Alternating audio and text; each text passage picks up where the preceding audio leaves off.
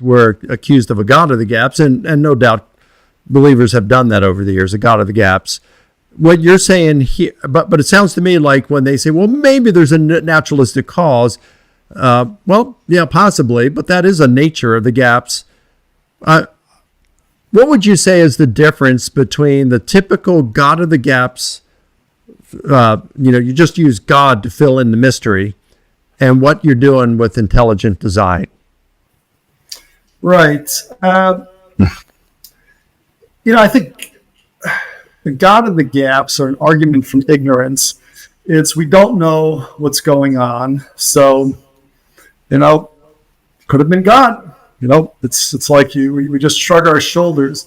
But these are not arguments from ignorance. It's because of all that we know about the biology and all the obstacles that biology and nature seem to be putting to us to try to build up increasing complexity that we draw these conclusions. And, Gotcha. I want to make also, just press a bit more on, there's this bacterial flagellum has gotten a lot of play in the intelligent design literature. And it's a great example. It's very intuitively very clear. But bacteria can live without bacterial flagella. They don't need basically an outboard bidirectional motor-driven propeller to propel themselves through their watery environments. Some bacteria can do without it. No living form can do without the genetic machinery. You've got to have it. And there's no gradualistic scenario. It's not like you can point to here's this subsystem, which will keep you alive, and it could have evolved into the genetic machinery as we know it. There's no simplification that keeps you alive.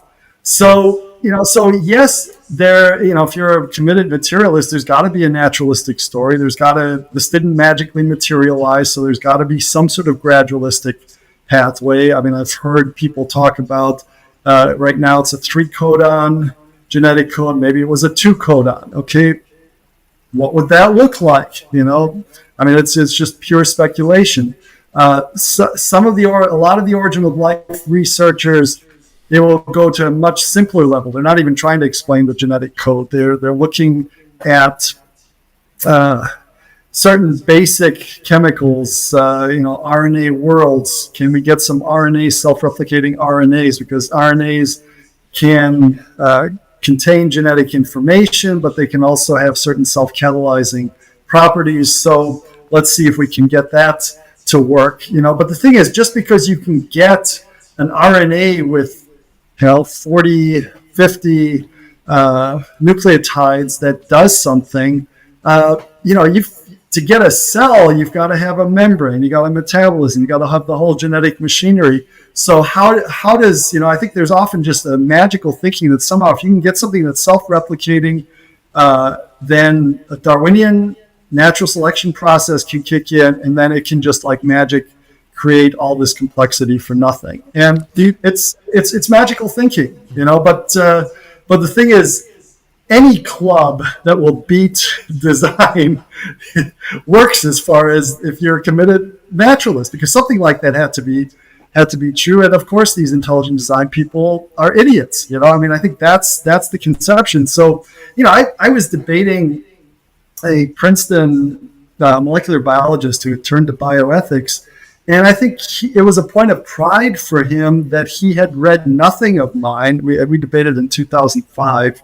Name escapes me right now. I can track it down. I think he's a colleague of Peter Singer's, and he was basically attributing old style William Paley arguments to me, and I think Paley actually got a lot of things right, but it was clear that he had, it was just hadn't engaged my work, and then he was just making stuff up. He said that biologists at Harvard had created life in a lab. It was like, that's just nonsense. I said, you're bluffing. And to this day, it seems that you've got origin of life researchers will say in the next 2 years we're going to create life in the lab. It's just hype.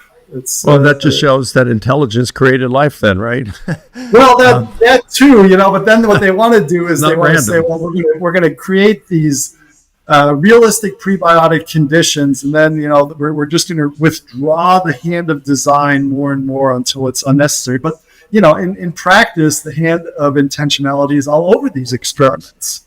So to your point, yeah, I mean, if they create life in the lab, it's going to be by intelligent design.